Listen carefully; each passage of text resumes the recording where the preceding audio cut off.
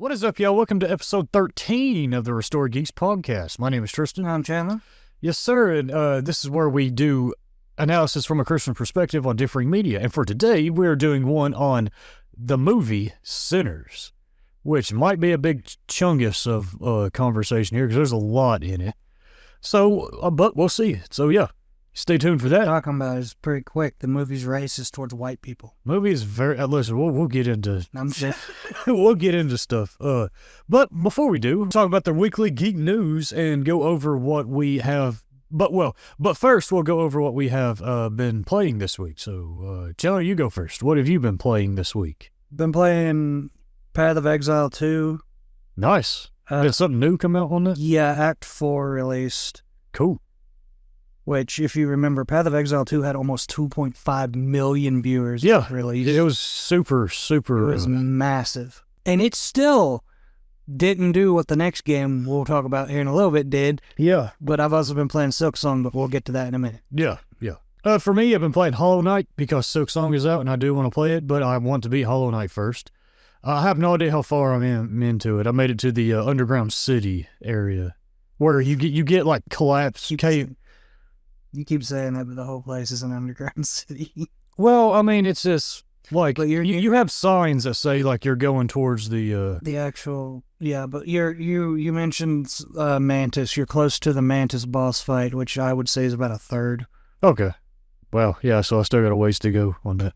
Yeah, it's about a 30 to 40 hour game if you're not looking anything up, if you're exploring for yourself. Yeah. So, but yeah, it's great so far. I love the game. It's my kind of game. It's simple, but it's also like really well put together. Mm-hmm. It's not like over complex. Like Path of Exile is kind of too complex for me to get into. But that's just action RPGs in general. Yeah. Well, I mean, that's the reason why I kind of admire that game from afar. It's the same thing with Baldur's Gate 3. I don't think it's a bad game, but it's just not my kind of game. So Yeah. I admire it from afar. So, but Hollow Knight is my kind of game, so I really like that. And I plan on beating it and then going through Silksong. I mean, that's why it's good that we're both on this podcast because we're opposites. I like more complexity. Yeah. Now, Hollow Knight, you say it's not complex yet. Wait till the later bosses. Yeah. Well, I mean, it's simple in the sense that it doesn't have a billion different things to do. Yeah. And a massive skill tree. I love games like that, but I will say the one thing I love the most out of any video game is exploring, like immersing yourself in a world. And Hollow Knight did that so well that I've just been enjoying exploring. Silksong, I've had some issues with it, which I'll talk about here in a minute. Yeah. But, But I do like some complexity. That's why I enjoy games like PoE 2. I like trying to figure it out, or pulling a build from someone else and then trying to make it work and then improve it myself or something. That sort of thing. Yeah.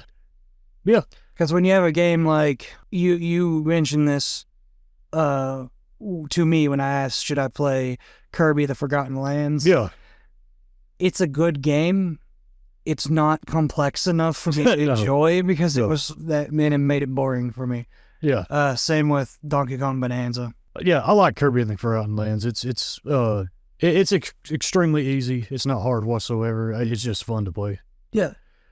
But yeah, and then other than that, it was Call of Duty. Last weekend was Labor Day, so they had like double XP on Black Ops 6, so I was just playing that. Yeah, we got like a month before we switch over to Battlefield. Yep. Yeah. I got this Friday, though, I've got Borderlands 4 coming out, so we'll talk about that next. Yeah, you'll have to give thoughts on that. I've never gotten into the Borderlands games. So. Well, it's funny because they released a pre-gameplay demo, and it has a boss fight that is voiced by the same person who voices Callus in Destiny 2. Nice. Did they ever fix that broken fight in Borderlands 3 where the guy was like going, ha ha, I got you, ha ha, as he was like getting... Troy? No. Yeah. I forgot you played clips through that. Well, I didn't play it. Oh, you were watching me and you're like, is he going to show It was that, I mean, Angry Joe, Joe, the clips of that was hilarious. Elvis is charged. No. And he's getting a hit and he's on fire and all that. It's hilarious. The thing is Borderlands 4 feels more dialed back to Borderlands 2's gameplay.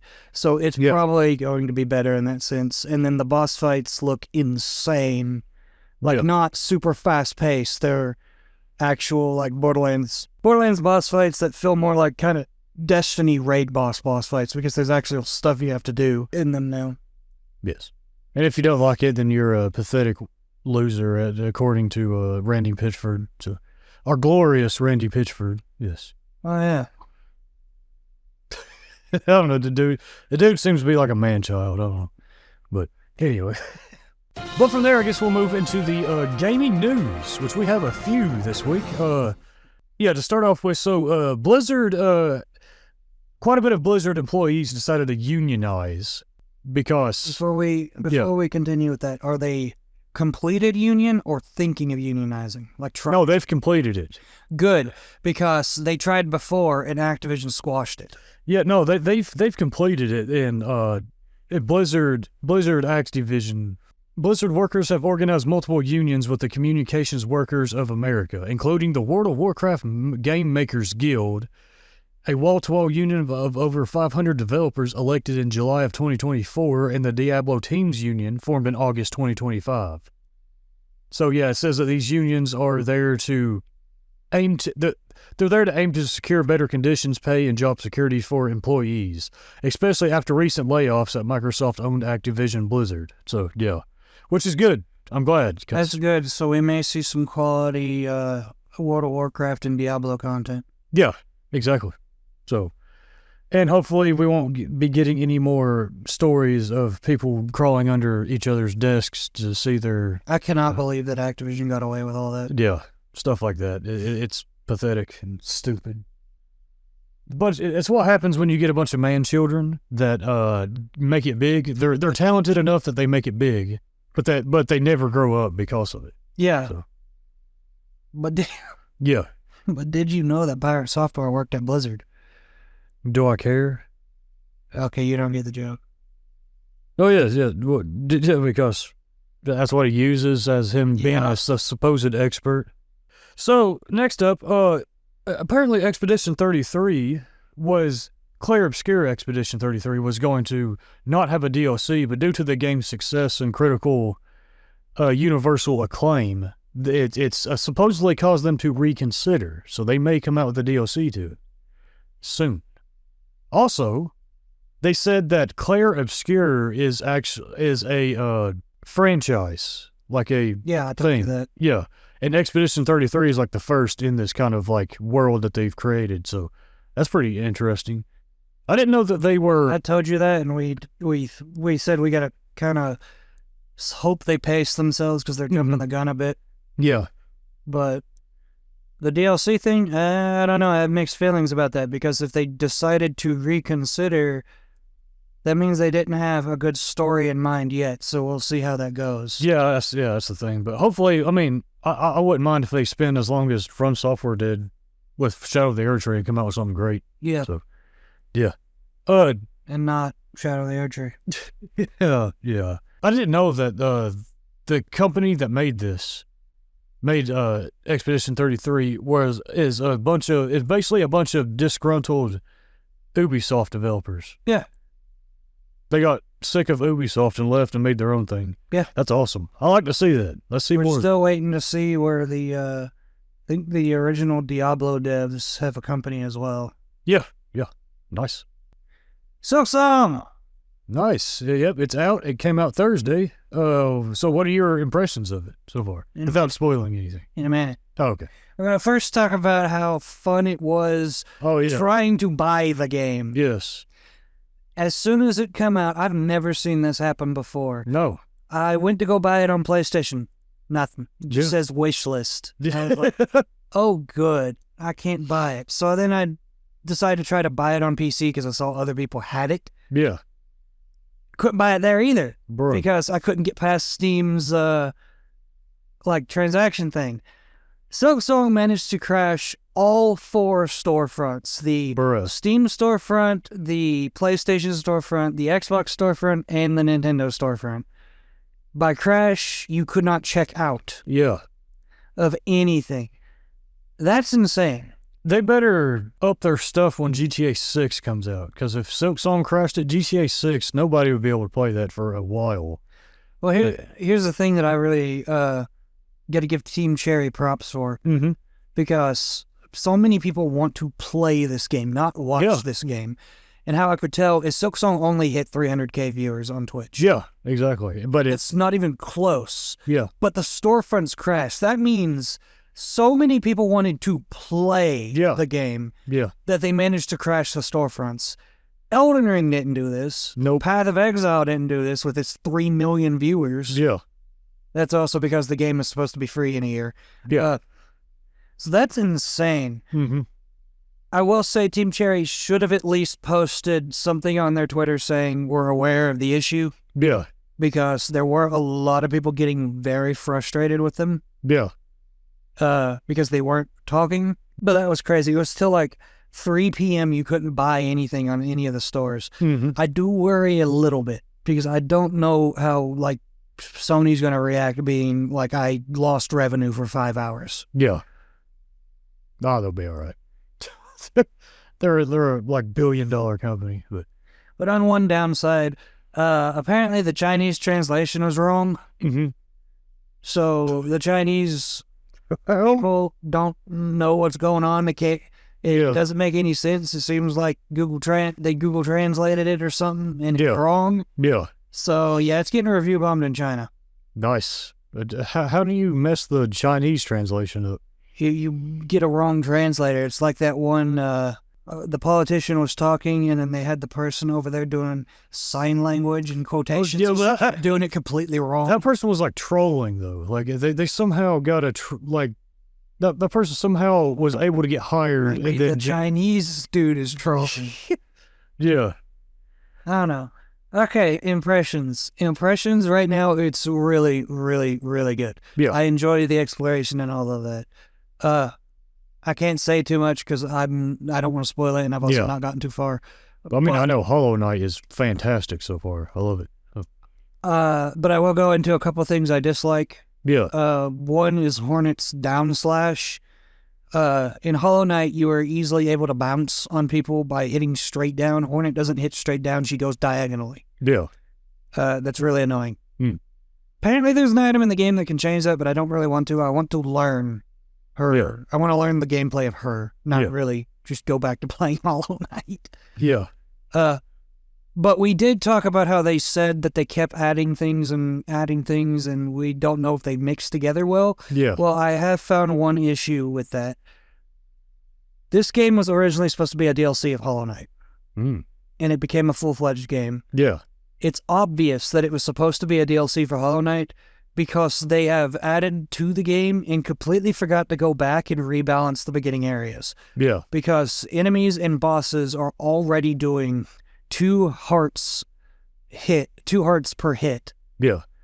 At this point in the game. In Hollow Knight, I don't even think you're at that part yet. It's like past the halfway point is when they start doing 2 damage a hit. Mm-hmm. In Silksong, they're doing it right off the bat. It's because it was clearly supposed to be a DLC. Yeah. And then they forgot to, or just chose not to change that. Now, it's not that big of a deal, but the reason I'm bringing it up and talking about it is if they chose not to and they decide to make another game, do not go the FromSoft route and then keep upping the ante. Yeah. Because my enjoyment of the game is going to go away very quickly if you do that. Yeah. Because if they keep going that route, I'm seeing the issue with a lot of the enemies having ridiculous amounts of health right now. Yeah. But it's not too bad yet. Yeah. Don't continue down that route. Do not double the health and then give them 4 hearts of damage a hit. Yeah. And that sort of thing. And then you just leave it to the community to say, get good, scrub. Yeah. Things being hard was not the only thing that made Dark Souls and all that as good as it was. There were other aspects to it, but when you I think Elden Ring or From Software has flanderized their games into ever since Elden Ring into just being hard. That's it. And I do want to give a disclaimer. I'm not saying that Silksong is there. No, Silksong's where it should be. It's, or where it could be. It could have been a little more balanced at the beginning and then ramped into it. Yeah. That would have been much better. Yeah. But where it's at right now is actually fine. It's not bad yet, but it needs to stay here. The next game or DLC or whatever they want to do does not need to up the ante in difficulty. Yeah. I would say there was one boss that has a design flaw that I found. I'd call it a design flaw. I don't know. I'll describe it to you. You tell me if you think it's a design flaw. Its name is the fourth chorus. Not going to explain what it is, or where it is. Yeah. But it can break the platforms beneath you. Well, in its third phase, because it has 4 phases, because health. Its fourth phase adds these 2 wind geysers on the side that you can use to fly just in case he breaks all the platforms. In his third phase, if you get unlucky like I did, he can break all the platforms back to back with no way of recovering at all because they're all gone and the floor is lava. Bruh. So there was no way to recover and it killed me. To me, that's a design flaw. Yeah. Because there should have been a failsafe to stop him from breaking all the platforms at once. Yeah. Because he'll do it back to back to back to back, breaking all the platforms until the fourth phase where you get the fans. So that doesn't matter anymore because now you can fly up and avoid the lava anyway. So to me, that was just a design flaw. The boss itself is actually not that hard at all. It's actually really cool. I want you all to play it. Play it. It's a really good game. So far. Yeah. Wanted to throw Same thing with Hollow Knight. If you haven't played Hollow Knight, play that too. I wanted to throw my controller yesterday, though, at that friggin' moth. The moth is not poorly designed. It's just I suck and could not comprehend all of the stuff he was throwing at me. Yeah. At least so far, they haven't made a boss a bullet hell with, or is there one in Hollow Knight? You have quite a few that are kind of bullet helly, and then you have Radiance. But I don't see you getting to Absolute Radiance. I'm sorry. Well, I mean, that's an optional boss. Yes. Yeah, okay. No. I never made it to Bone Tail in Paper Mario Thousand Year Door. That's a million times easier than getting to Absolute Radiance. Yeah. Well, the thing is, you have to go through 100 fights to get to him. Yeah, you have to go through every single boss back to back. Yeah. To get to Absolute Radiance. Yeah. Yeah. But I was talking about Bone Tail. Yeah. But yeah, right now it's insanely good, and I want to continue exploring. And I really, really love the aspect of exploring the different areas. And there's so many secrets too, like random walls that you can walk up to that clearly look like you can't get through it, and it's blacked out. But if you dash at the wall, you'll go through it and end up in this secret area full of like treasure and all that. Oh, nice. I will say my only other gripe with it is they put the needle upgrades a little too late. Because I'm feeling like I'm a good 40% through the game and I'm not gotten a single upgrade. Yeah. Like actual upgrade. Yeah. But I do have some abilities that are pretty cool. It's still a Metroidvania. Like yes. Where it's like open-ended and you have areas that are connected and you backtrack a lot. Yeah, they're all connected, but it's just like Metroid where there's usually some ability that you have to get to traverse to the next area. There's something blocking you like that. Yeah. Like trying to get to the upper areas, you have to get the ability to fly. Yeah. But your cloak becomes basically an umbrella and shoots you up. Yeah, right. But yeah, it's I did not know it was. I knew it was highly anticipated. I didn't know it was that anticipated though. I know, right? Now, with that, do you think the studio can even be considered an indie studio anymore? Because when you have a game that's breaking so popular that's breaking storefronts, well, I don't even know if you can consider that indie anymore. Even though they are like a small team, it's just their game got really popular. It's mostly based on studio size. So if they keep their studio low, they can still be considered an indie no matter how big their IP is. Yeah. But I don't know. I would consider them A right now. Yeah. I don't know. I was just asking that because they're Hollow Knight's known as an indie game. Well, I mean, if we're talking about IPs, it's definitely AAA. Well, it's bigger than any game that has come out. Yeah. But, yeah.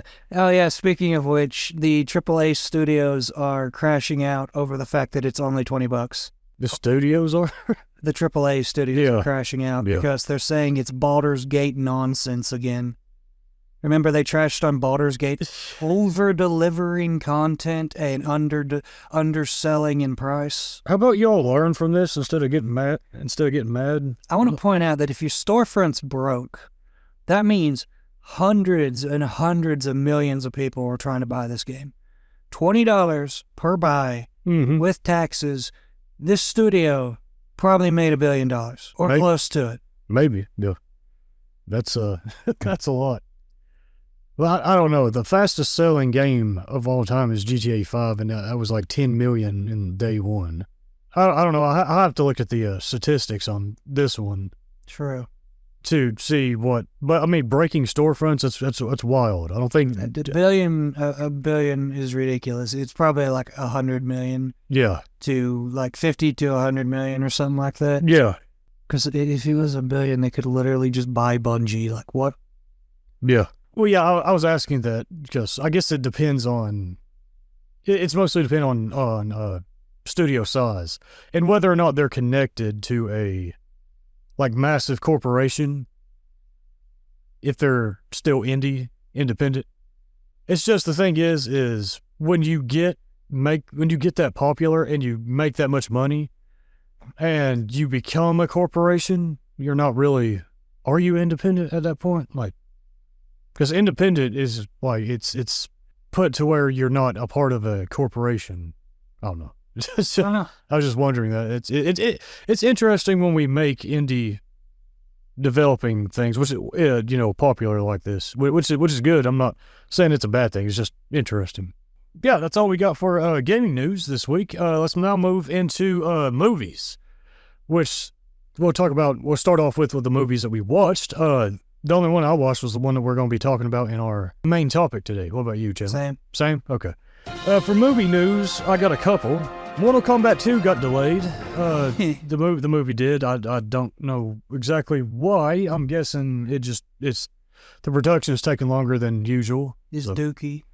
It might be. I don't know. What's his name playing Johnny Cage should at least be entertaining. The guy who plays Butch in The Boys. Mm-hmm. He's a really good actor. So Carl Urban, that's his name. Really good actor. So hopefully he'll at least be entertaining, even if the script is absolutely awful, like the first movie was. First movie was what's his name, and with a little bit of Mortal Kombat on the side. It's like that's not what we want on our adaptations. No one cared about the nude. Yeah, exactly. And then the next one, COD movies in the work, because why wouldn't it be? Why would it not be? The heck? Yeah. COD. A Call of Duty movie, yes. What? Yeah, a movie. So it's just a war movie. This could go multiple ways. It could be a Saving Private Ryan profound experience, or it could be a Fast and the Furious absolute stupid boom boom explosions nonsense. You're gonna be a COD Zombies movie. Hey, listen, I'll be down for that. All right. Even if it's dumb, I'll be sitting there like, yeah, COD and zombies. But, so, apparently Steven Spielberg pitched a Call of Duty movie, like years ago, but he got turned down, apparently. Steven Spielberg made, for anybody that know, he made Saving Private Ryan, so he could have made something great there. But Paramount Pictures and and a company called Skydance had signed a deal with Activision a couple of days ago here in September to develop and distribute a live-action film based on the video game franchise. Now, what I think the best way that they should go is to just make it Modern Warfare with Captain Price and all them, and try and strike a balance. The original. Yes, the original, and try and strike a balance of the gritty and the campiness and the goofy campiness of the original games. And you have to keep in the airport scene. Yes. Sure. Yes. But yeah, and get the same voice actors for Captain Price. Make him play. I don't even know if he looks like Captain Price. Don't know. Make him play him. Yes. Yes, the meme. Yes. But I don't know. This could either be like at least anywhere from like fun and okay to absolutely stupid. Yeah. Just I kind of wish video games would stay video games. Yeah, I don't know why live action has to be like the end-all be-all to every single piece of art out there. Like, we can't just leave the different mediums. The one I really hate is when a really good piece of animated media comes out, and the first thing people say is, we need a live action. We need a live action. It's like, no, we do not. Stop. Especially anime. Most animes do not translate well to live action. One Piece suck. Yeah. So, but I don't know. We'll have to see how that goes. Like I said in multiple other episodes, we're moving out of the superhero era to the game adaptation era. It's just the problem is that these game adaptations are being made by massive corporations that do not care about the art of storytelling. Exactly. They care about making a quick buck, so most game adaptations are garbage. But we'll have to see when they come out. Yeah, that's all I got for movie news. So, I guess we'll move into TV shows, in which we'll talk about the TV shows we've been watching. For me, it's been Better Call Saul. I've watched, I'm at the end of season 2, just got past the episode where Chuck goes to that... it's a copy store. Yeah, a copying store, that's what it is. And Chuck goes in after him because he knows what Jimmy's doing. Yeah. But Jimmy paid off the dude at the front desk. So the dude isn't giving Chuck the information, and then Chuck kind of passes out because of his... and Jimmy and his pure genius ran in immediately instead of like waiting a few minutes to give the illusion that he wasn't already there. Yep. I'm gonna be real honest. Chuck straight up looks like he just dies when he hits that, because he slams into that disc, and it looks like his neck just breaks. But no, he just gets passed out and all his that. His neck should have broke. I'm joking. Yeah. He's a douchebag. Yeah. But yeah, that's all I've been watching. He's not a real lawyer.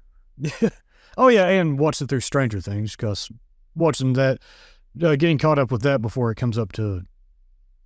season 5 comes out in November. So yeah, what about you, Chandler?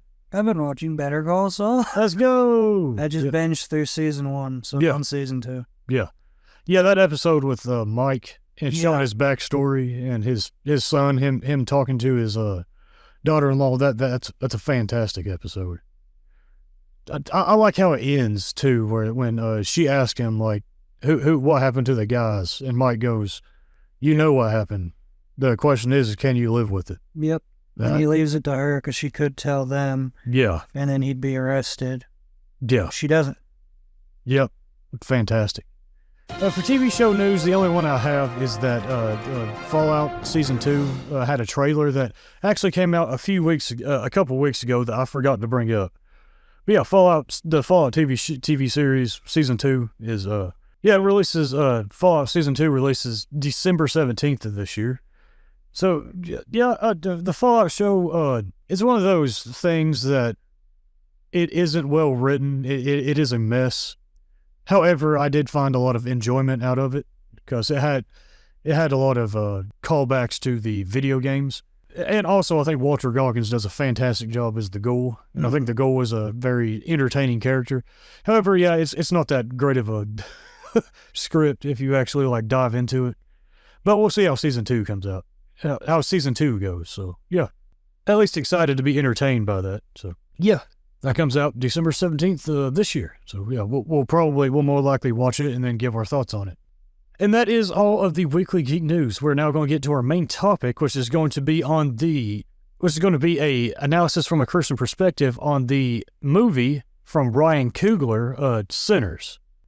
So, yeah, this movie is like one of the most talked about, I want to say, kinda, in this year, like that have released this year that I've seen. There's definitely a controversy within Christianity, the Christian online world about this movie. One, because of its title. Two, because of the Christian themes that are in it. And so I saw a lot of people like try to talk about it. Probably because it's a movie that tries to be unique and it tries to be It doesn't try to be your standard vampire movie. No, it tries to be more like 40 Days of Night. Well, yeah, that it tries to blend in multiple different things to it. Like Gus, it's weird because first off, spoiler warning for anybody who hasn't seen it. We're going to get into heavy spoilers here. It's weird because it's got the 40 Days of Night sprinting vampires. Yeah, but I actually like those. But it's also got to me they're more zombies. Yeah, they're more like the Left 4 Dead infected that sprint. Yeah. Except they can talk and they actually have a consciousness. And then at the same time, they're playing the 1960s like Dracula vampire. It's got that old campy like music. Yeah. Or like just aesthetic in some parts. It's not all parts. Thing is I don't ever think it felt tonally jarring either. I think it did. I think it actually blended in well. It did. Like I said, the movie's pretty consistent. Yeah. It's decent. It's weird. Yeah. I don't know why it keeps switching between widescreen and full screen. Yeah, that's so this movie is actually very well put together. For the most part, it's consistent. We'll get to... The plot itself is consistent. The characters, they're consistent throughout like 80% of it, except for the end where there is some tism and their character in their choices that they make. Yeah. But there's also like some interesting style choices where like Chandler just brought up, it goes from widescreen to full screen. What do you think it's doing with that? Do you think it's just an aesthetic thing, or do you think there's some symbolic thing to it? Because it seems to go to widescreen whenever it's showing like the vampires. And then it goes to full screen whenever it shows, the twins that are, played by Michael B. Jordan and the preacher dude in that entire plot line. I think you had that backwards. What? Because it was mostly widescreen with the black bars when it was them. And then it went like full screen whenever the vampires showed up. It seemed to go back and forth. It's weird. Yeah. Well, except for when the vampires come into the shed, then you actually see the full screen slowly go to... the widescreen slowly go to full screen. I wonder, honestly... It's also 60 FPS throughout most of the movie, which is also kind of weird, but... Yeah. Also, I also wonder if it's like a style thing where it's like the campiness of the vampires is full screen. But then like the drama part of the twins and the preacher boy character is widescreen. That's kind of what it felt like to me. Yeah. On that. But yeah, I'll have to do more research, see if the director has said anything about that. So yeah, the movie is actually fairly well put together. It's consistent for the most part, except for the end. Some of the characters, they make your kind of cliche characters in a horror movie the obvious logical choice to make, they don't make. They go for the incredibly stupid choice. Like the one of the twin brothers stabs his knife through the door that he's in, and then the other brother immediately goes up and looks right through the stab part of the door. It's like, why did you do that? And then, of course, you got, in order for the plot to happen, one of the characters has to be incredibly stupid to get so emotional that they yell for the vampires. There's a caveat that the vampires can't come in unless they're invited. Yeah. So to make the plot move forward, they had one character just have to stupidly scream, "Come and get me." Yeah, exactly, which invites them in. Yeah. And then you also just have like obvious conveniences and contrivances where you have an entire group of vampires. The logical thing for them to do is just to bum rush in and all the characters will be done. Oh, yeah. But most of them are on pause outside the... They all stand outside and just watch as one or two go in at a time. If they all ran in at once, like I said, there ain't no fight. It's over. Yeah. But we're kind of getting ahead of ourselves on that because that's kind of like our analysis, Just a quick analysis. Just a quick kind of like critique of it. It's good for the most part. It's just it's got some character inconsistencies at the end. Nothing that really breaks the characters. They just make really dumb decisions for the point to happen. No, because what's his name? Michael B. Jordan, number one. Smoke. Yeah. Is supposed to be the smart one. Yeah. throughout, and then he just tisms at the end. In order for the plot to happen. Well, you also have the part at the end where he goes full Rambo mode and kills, 30 KKK members? Yep. But now that one is more like a suspension of disbelief, that you just have to accept that he's this very... My biggest issue with it is he's using the weapon's called the bar. Yeah. And he shoots 4 shots out of it and then just ditches it for a Tommy gun. Yeah. That is like suspension of disbelief. You have to accept that he's this very unnaturally skilled ex-soldier. Yes. Who fought in World War I. But to go back, so to tour on back for our analysis from a Christian perspective. So the movie seems to take place in the 1930s. Yes. After the First World War, during the Great Depression, and during Prohibition. Because Al Capone is referenced in this. Yes, Capone is on the move. Yeah, so Prohibition is going on. It's also segregation has gone on. So the slaves have been freed, but there's heavy segregation. Yeah, there's a lot of tension between white and black, especially because the KKK is currently on the move. Yeah, and that permeates a lot of the movie. There is this heavy and we're not really going to get too far into this. I'm just going to say some quick things on it because on this podcast we don't really get into politics much. Yeah. But there is this heavy cultural appropriation kind of thing where, due to it taking place, during the times of segregation, there's this heavy message of white people, coming in and appropriating people of different cultures, and it focuses a lot on black culture stuff, especially with the vampires. The vampires they start off white, and they basically start assimilating. Yeah, they essentially start assimilating all that. Michael B. Jordan plays these two gangster twins in this Smoke and Stack is their name. Yeah. One of them is a war veteran, and the other one is what was the other one? They're both war veterans. Oh, they're both war veterans, yeah. And then they both went and worked for Capone. Yeah, well, one of them did, didn't they? Both of them. Both of them did? Yes. I thought it was just one. Okay. But yeah, they're both gangsters. The thing with them is that they're trying to get ahead in life and make a name for themselves, but they think that they have to, due to their situation and due to segregation and all of that, they think that they have to resort to exploiting people, being a gangster, exploiting people through creating these, what would you call them, parties, bars, things, even because Prohibition, they're illegally distributing alcohol. They're creating these parties, illegally distributing alcohol. They got, they bring music in, they fund these things and all that. So they're considered gangsters at this point. Mm. So what they're doing is essentially illegal. And they think they have to resort to this because of, the segregation and them feeling like they can't get ahead because of, white people. Yeah.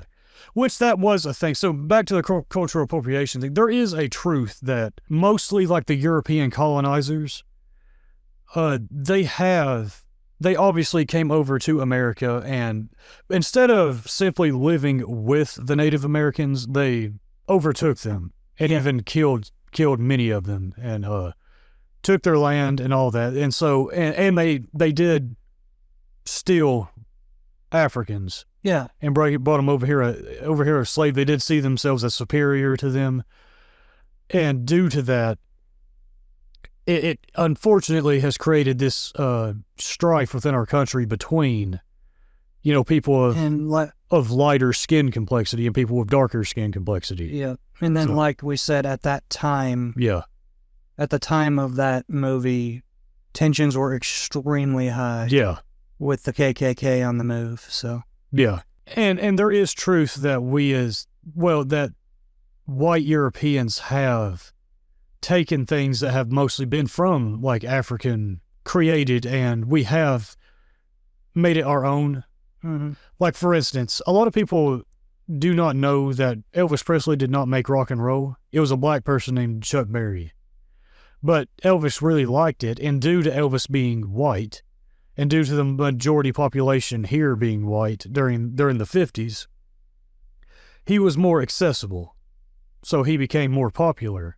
And that still kind of goes on even like today. Like there's some spots that even though corporations aren't like completely outwardly racist, there is this kind of veneer of, if you have somebody who is like super black and they've got dreads and they look like they're what people would consider be a thug, some corporations will not put them as the face of any like advertising and all that, because they're not accessible, which is kind of like it is kind of like an inherent racist thing inside, even though it's not like outwardly racist. Now, I do think that, this whole intersectionality and what's it called? Critical race theory has gone way too far. You know what that is? Yes. I think it goes way too far where it's like we white people are inherently racist and we're the only ones that can be racist, which I think that is completely dead wrong. Like you have Africans over in Africa that are racist to each other. So like it's not like you have like the northern Africans racist to like the set and all that racism is unfortunately a deep inherited sin within all humans that a lot of us have to actively fight against to not be that way. It's not just white people. That's kind of ties in just a tad bit to our Christian thing, because we as Christians, we don't see any of this in like white people versus black people. It's all of us humans are inherently sinful, and all of us humans have the ability to be, unfortunately, like racist and all that. It doesn't matter what skin color you are, but Christianity, the Bible shows us that we're all created in the image of God, so everybody is equal in that sense, and that God likes diversity in the sense of he didn't make us all one skin color. He made us all different shades, and there's a beauty to that. And there definitely is. That's seen everywhere. There's different types of spiders, different types of birds. He never made one specific type. Yeah, there's different colors of flowers. So when anyone says, like when the colonizers came over and was trying to use the Bible and say that God made the whites in his image and not the blacks, they're wrong, because you can't say that and then look around at 30,000 different species of bird. And then say, well, the pigeon is the one that God truly created. The rest are built by Satan. That's not how that works. Yeah, exactly. But so in the movie, there's we bring this up because there's like kind of the movie doesn't really heavily focus on it. It doesn't really have a focus. It tries to cram a bit, like almost like 4 different messages into it. Yes, it does. But so we're going to talk about each one kind of as it comes up as we go through the movie. We want to bring that up because there is kind of like a thing to that, especially with like the vampires mostly starting off as the white, kind of like as the white. Well, I mean, there does seem to be like kind of like a subtext to that on that. So, what do you say? We could do the beginning and then the first section we don't need to go through. Because the point that we need to start talking is when the vampires show up, because nothing really happens through the first hour. Well, I mean, so the movie focuses a lot on the preacher boy. I forgot exactly what his name is, but Samuel Moore, by the way. Yeah, it focuses heavily on this character named Sammy. He is a preacher's son. Yes, and he has a desire to play the blues music, because the blues was like huge during this time. But his father being a preacher, his father doesn't want him to go down that path, because that path was He technically says something correct. He said he basically says the path is paved with sinful desires. Yes. which is where the correctness kind of stops. Yeah. Well, at the beginning there, he has Sammy read, while he's prepping for a sermon for, Sunday morning, the next morning, he has Sammy read a passage from 1 Corinthians that talks about where Paul was talking about fleeing from temptation. Yeah. And that God will always provide a way out from temptation. And the thing about this is that Sammy goes to say it, and then it shows him, he closes the book and he says the rest of the verse, because that means he memorized it. So he knows about it. And then he picks up his blues guitar and he goes off anyway. Yeah. And then his father tells him before he leaves, like, don't dance with the devil, because if you do, he may come back home with you. Yep. So that kind of is like almost provides like the overarching theme where it's like, where it explores like the temptations and the consequences of said temptations that comes with the kind of lifestyle that he tries to pursue. So he goes out, and his cousins are the twins that Michael B. Jordan plays, Smoke and Stack, because what they're doing is they're using him to make more money. Yes. They're using him to play music at their, parties that have, the illegal distribution of alcohol, because it's during the prohibition time. Yeah. So these twins, they buy an old like mill place. Old lumber mill. Yeah, from a dude who is a part of the KKK, but he swears up and down he's not. He also kind of looks like Doug Dimmadome. Or the Dimsdale Dimmadome. He just needs the hat. He does, yeah. He just needs the big hat. Yeah, he does. But so they buy it from him, and they then have the opening night. Yes. They have the opening night, and they're mostly letting black people in. Yeah, the only 3 that they wouldn't consider black are the 2 Asians, and then what's her name? Yeah. Because she is Stack's, like, lover. Yeah, she was Stack's lover, and that's another thing, too, that about this movie is that it's there. So there is like a couple of sex scenes in this movie, just for a warning for our fellow Christians who wants to watch it.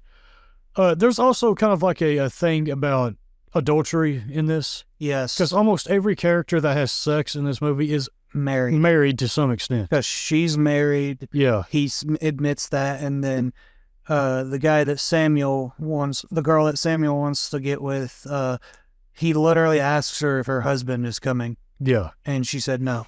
Yeah. So now, do you think they did that as a way for it to be enticing, or do you think that they were trying to show? I don't think he was trying to like show or say anything. I think it was literally just to make it more enticing or more interesting. Yeah, which I'm not a fan of using that kind of thing for that. So, yeah, they have the opening night. It's mostly black people. And I mean, it makes sense why, because it's during segregation, and the KKK was a thing during this time, and they were very skeptical over letting just any white person come in, because they were afraid that they'd be a part of the KKK, and then they send their KKK people over. And I looked into it, the really weird scene where the whole place burns down and doing that. Apparently that's supposed to be what the vampire is seeing. Yeah. Of what he can take. Yeah, exactly. What? Yeah. So I was just saying that to you because we were both confused by that. Yeah. So yeah, they have the opening night. What's his name? Sammy plays the song, and he basically is like having a high off of it, because he's seen as almost like this. He's almost like worshipped during it while he's doing it. And during this scene, like you just brought the scene up, this is another thing I want to bring up. There is this, the movie opens up with this monologue about music, opening up like things to the ancestors and being able the past and future, being able to drag souls to you. Yeah, drag souls to you. Now, this comes up in a lot of Brian Coogler's movies, even in Black Panther. It's what's called ancestor worship. It is ingrained in quite a bit of other cultures, like in Africa and some parts of like Asia and all that, where they essentially like worship their ancestors. that obviously for us Christians is seen as like pagan. We're not that we're not to do that. God is the only thing that we are to worship. Yeah. Now, I don't know because with Christianity being a like part of the film, I don't know if Ryan Coogler and them was trying to show the ancestor worship as being the answer or solution to that, because it. See, you can't make that claim for one reason. Yeah. It's not just Christianity in that. He also randomly throws in pagan rituals as well as it almost looks like astrology. Well, I'm talking about, is he showing those as a solution? Because like Christianity isn't shown as a solution at the end. He might be, because he kind of shows what's her name, all the stuff she's doing as a witch as being the one thing that actually helped against them. Yeah, and the thing is, that's not like, we as Christians, we are commanded to have nothing to do with that kind of stuff. That stuff is pagan. If you try to worship ancestors and you try to get connected to the spiritual realm, either A, it's a load of it's nothing, or B, it's demonic. You're playing with the demonic, and that's shown a lot of times throughout the Old Testament. The only time that somebody actually comes across an actual ghost is with King Saul when he goes to the medium in the Old Testament. Thing is that God allowed that to happen, and the medium herself during that story in the Bible is very, very confused and frightened that an actual ghost came up. It was the ghost of Samuel, but God, through the ghost of Samuel, like rebukes Saul during that. He allowed his spirit to appear. Yeah. But yeah, God rebukes him for that. So we are called to not do that. So I don't, because throughout this entire scene, you have like people from all differing eras. Like you have a guy with like an electric guitar. You have the DJs. And the Bloodborne villain. It's supposed to be like ancient Chinese. So you have like ancient African, ancient Chinese and all that. Because those are the kind of ethnicities that are within that party. It's just shown, and that's kind of what they're showing. And reason why I bring this up is because I hear this a lot from especially people who are very into their really, really into their like ethnicity and all that, is that they will be okay and sometimes even promote like the ancestor worship like that and stuff, and kind of like the pagan, what we as Christians would consider pagan practices of those. And they will sometimes consider us as Christians as kind of like trying to assimilate and destroy those authentic things about them. And the thing is that it's not. That's how it was portrayed. Yeah. The thing is that it's not how following actual truth in this life works. It's not about just being completely authentic to stuff that is potentially like bad and against God, essentially, and from other cultures. No, the thing is following who the actual God is. And we as Christians do 100% believe that the God of the Bible is the real God, and that Christ is what is the actual Messiah that the ancient Israelites prophesied about. So yeah, like we're not to assimilate with and be okay with other like religions and have this like coexisting because it's authentic to their culture. No. But at the same time too, like Christianity does not destroy culture either. What it does is it takes the good parts of the culture and and instead uses them to glorify God with them, while taking away the sin, while God through the Holy Spirit of just moving through the hearts of the people that accept the gospel in differing cultures, causes them to get rid of the sinful parts of those cultures. So yeah, I'll bring that up because the movie showing the ancestor worship thing, that made me think about that, because I've come across many of people that think that Christianity is kind of like, if you were to think of like the different cultures as a salad with the different stuff like vegetables in it, and even like meats and sometimes that you have in a salad, they see Christianity as like drenching it in ranch where it just tastes all the same. And it's like, no, that's not what Christianity is. Christianity is the bowl that holds it together. If you want to use that analogy, that's what it is. It's just when you don't have that bowl, then all of it just plops on the floor. And that's what I believe that just accepting the bad parts of culture that God would condemn to be, if we're using that analogy. You get what I mean by that? You know? So, yeah, that's what it seems to be showing at that part. And so that happens, and then you have the white vampire people who want to come in. And, of course, they have to be invited in. But they're not invited in at first because the twins and them, they're skeptical over letting, especially any white person in because of the KKK. And also they have no idea if those white people are racist enough to where they will see that they're selling alcohol, and then they'll go to the police and tell on them, which, that makes sense, especially from character, perspectives. So the vampires then decide to infect other people, like they infect the white woman that comes out to speak to them, and she goes back in because the guy at the front has no idea that she's a vampire, and so she gets invited in, and she infects, who is it, Stack? Yeah, I think it's Stack that she infects. So he gets infected from the inside. Yeah, he like bursts through the door because they lock him in a room, but he bursts through the door and then he runs out. And that's when we have the whole scene where they're all trying to like figure out how to deal with them.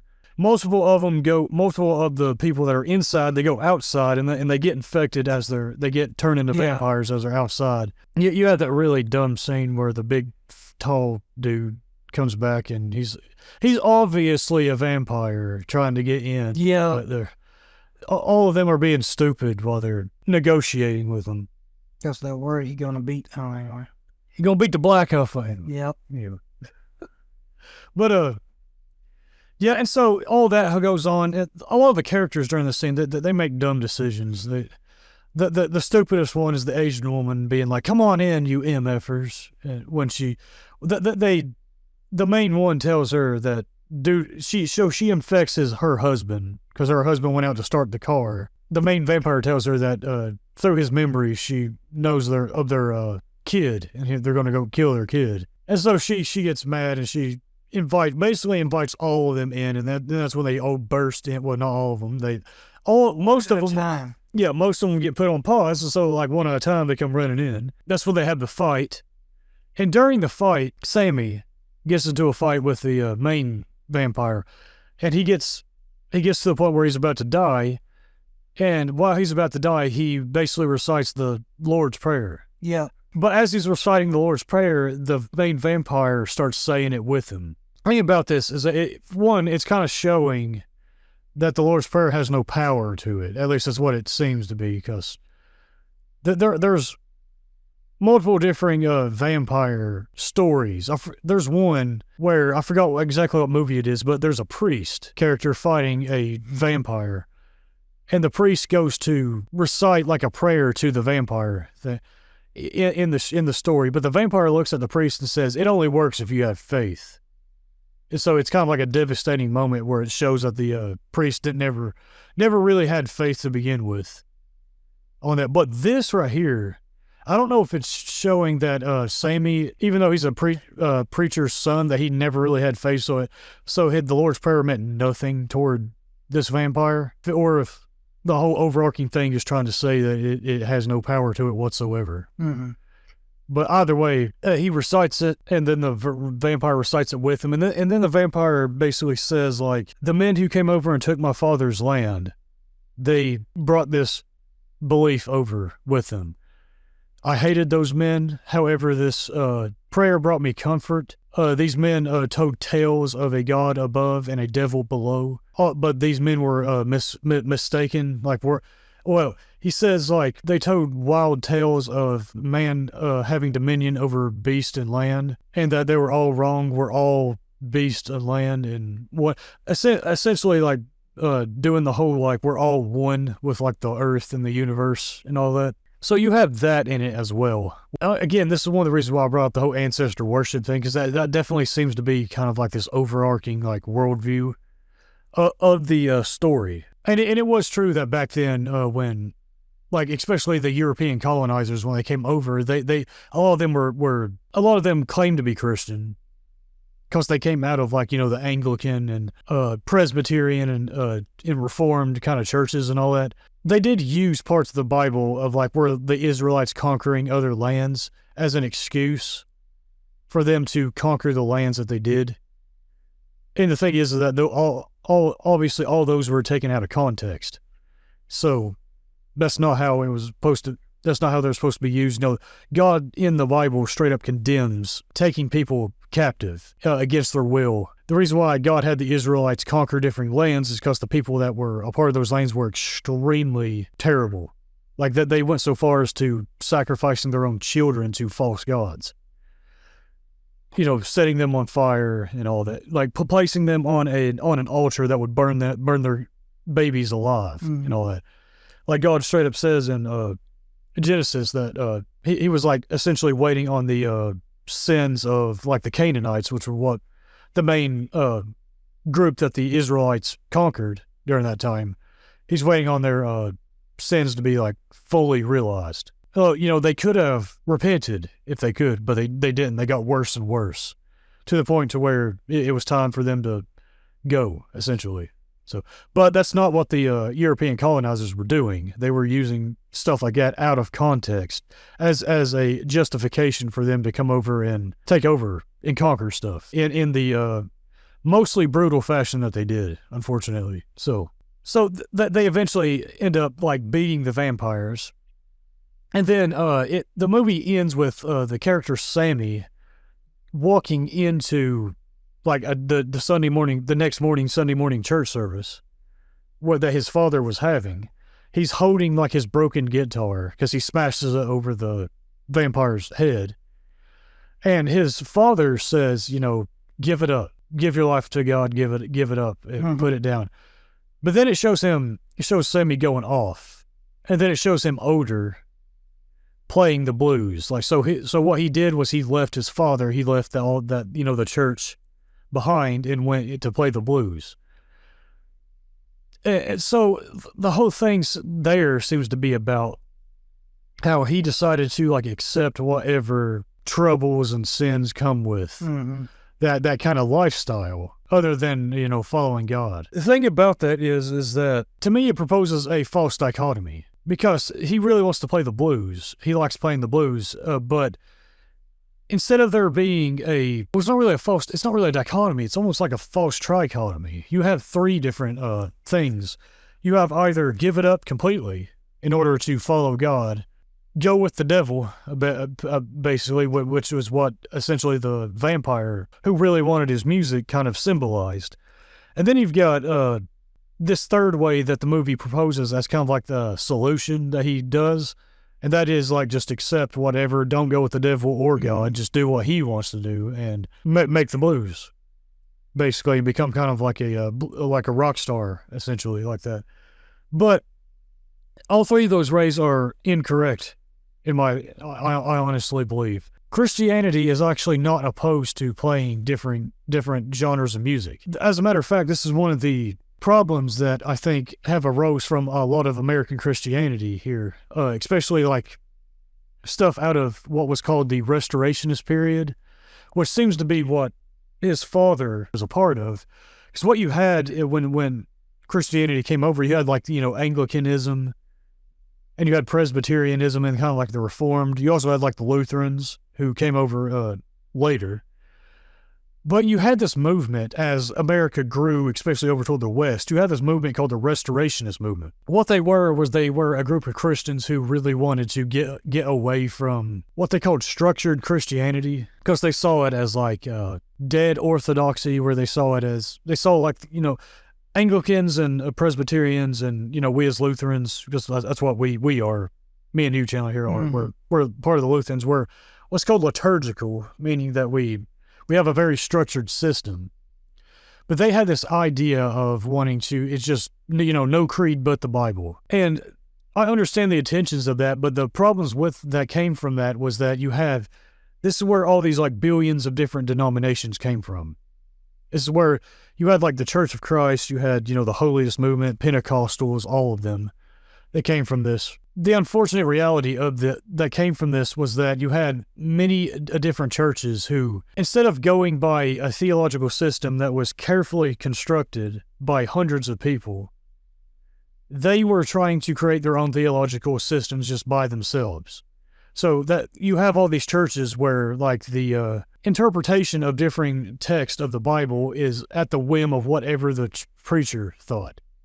And so the reason why I bring this up is that during this time, a lot of what we would call hyper-fundamentalism came about, where you would have brand new kind of like genres and styles of music and art that would come up, but they would get immediately condemned by these people as being, satanic, worldly, and all that, because what it did is it stemmed from a very wooden view of whenever the Bible talks about do not love the world, be in the world but not of it. When the Bible, especially in the New Testament, calls us to not be worldly. What happened was there was this huge growth in this view that of like secular versus sacred, like which there is like a divide of that. For instance, the Sunday morning worship service we do believe should be like sacred and all that. It should not look like a daggone concert, like some churches really want it to look like. No, it needs to be more reverent than that. However, stuff like guitars and differing instruments are not bad in and of themselves. They are created from the elements that God created, God gave us the ability to make music. Same thing with art, just art in general. There ultimately was nothing wrong with Sammy making the blues. It's just, it seems to be that his father was a part of this kind of like movement of the blues is inherently bad.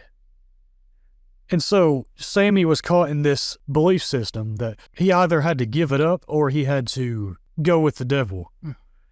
And he ultimately just decides, screw both of it. I'm just going to do my own thing. When that wasn't right either. I think, because earlier in the movie, I think, is it Smoke that tells him, make church music and do not, Smoke doesn't want him to go down a bad path. He said, he tells him, leave the improper stuff to us. Go back to your father, make church music. He didn't even have to make church music. He could have if he wanted to, but he didn't even have to. He could have been a Christian making blues music from a Christian perspective. Again, there's nothing wrong with blues music. He could have been a Christian being in the world but not of it, like making blues music from a Christian perspective. As a matter of fact, that's what we here at Restored Geeks are trying to do. We are Christians who really like this, the media arts of movies, TV shows, video games, and all that, anime. And we are processing them and discussing them and analyzing them from a Christian perspective, because we believe that they are not inherently bad. There are things to them that are bad, like worldviews and differing decisions that, these stories that are mostly made by non-Christians are making. But we believe that they are created in the image of God, and due to them being created in the image of God, parts of God's truth is going to shine out of them. And so we are discussing these to bring that truth out and, bring people more towards the gospel because of that. And I believe that's something a character like Sammy could have done with the blues. He didn't have to either give it up or he didn't have to go his third way, where he seems to have just completely gotten rid of church altogether and God altogether.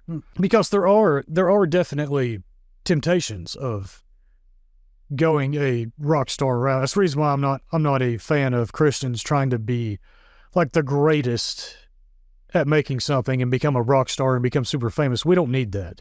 We just need to be excellent at what we're doing. If whatever art you're going to make, be excellent at it. If you become super famous at it, awesome. If not, then praise God anyway. Like, make it anyway, because you're making it ultimately to the glory of God and to serve your fellow neighbor in making excellent art. That's what we're here for. So, yeah, I wanted to bring that up because that seemed to be kind of the false dichotomies, or not really dichotomies, almost like a trichotomy that they bring up at the end of the movie that made me think about that. For too long here in American Christianity, we've had this unfortunate, we've had these extremes where on one extreme, it's to separate out of the world and do nothing, and it's all just church stuff always. There's no, like, Christians outside of the church, outside of, the Sunday morning worship service, going and being a light within different parts of culture. And so what that turns into culture just getting more and more secularized. And then we sit and wonder why it became so secularized when we're not doing anything. But then on the other end, you have people who are becoming so integrated with culture that they become basically like culture, and they essentially do what Christ says, like, to not do. Like, he likens Christians to being salt of the earth, because salt back at that time was used as a preservative. And he says if salt loses its saltiness, it becomes useless. So when Christians get so integrated in culture that they become just like the culture, they end up not being a salt of the earth. They end up becoming useless. So we have these extremes in our culture right now, and here at Restored Geeks, we are for striking that balance. We think that is actually what we are called to do. Be in the world, but not of it. So with Sammy, he did need to give up wanting to be a complete, like, rock star and in any kind of temptation that comes with it, glorifying himself, doing drugs, getting into sexual immorality, all that, debauchery, all that. He did need to give that up, but he didn't need to give blues up completely. He could have absolutely made, like, blues from a Christian viewpoint. But the solution is shown that he just kind of goes his own way, which is not right either. But yeah, this is a long-winded one because, The Sinners has a lot to it. And yeah, there's a lot we wanted to say on that because, there's a lot that comes up when we watch it. So, that's our analysis from a Christian perspective on Ryan Coogler's Sinners. Yeah, it's all around a pretty good movie. I do think it obviously the messages in it I'm not a fan of, but I do think that it can spark interesting conversations that Christians can have with non-Christians about the message that can lead to preaching the gospel and talking about Christ. So, yeah. Anyway, what do y'all think? Let us know your all's thoughts in the comments down below. If you like the video, hit that like button. Hit that subscribe button if you really like what we do and want to support us more. It'll help us out greatly. Thank y'all for listening or watching. We love y'all. God bless y'all, and we will see you all next time. Peace.